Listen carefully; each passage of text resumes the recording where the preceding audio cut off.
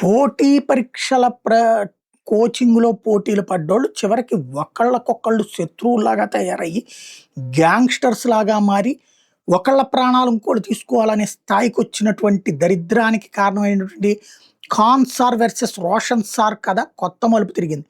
Roshan sir వాళ్ళ బ్రదర్‌ని Khan sir కాల్చి చంపించినటువంటి ఉదంతం ఏదైతే ఉందో, ఆ రోజున అతను తమ మీదనే కాల్పులు జరిగినాయని ఒక అబద్ధం ప్రచారం చేశాడు. సోషల్ మీడియా వీటిట్లో కూడా తప్పుడు ప్రచారం బాగా చేసుకొచ్చాడు. అయితే ఆ తర్వాత సీసీటీవీ ఫుటేజుల్లో ఖాన్ సారే తుపాకీ ఇచ్చి చేయించాడన్న విషయం తేలడం, కావాలని రెచ్చగొట్టారన్నటువంటి తేలడం, రోషన్ సార్ వాళ్ళ తమ్ముడిని కాల్చారన్న తేలినటువంటి నేపథ్యంలో అప్పటి నుంచి అతను పరారైపోయి ఉన్నాడు.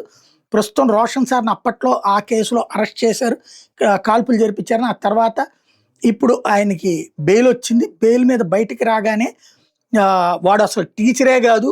వాడు మా బ్రదర్‌ని చంపినటువంటి హంతకుడు. నా బ్రదర్‌ని చంపినటువంటి వాడి మీద ప్రతీకారం తీర్చుకుంటాను అన్నటువంటి ప్రకటన చేసుకొచ్చాడు.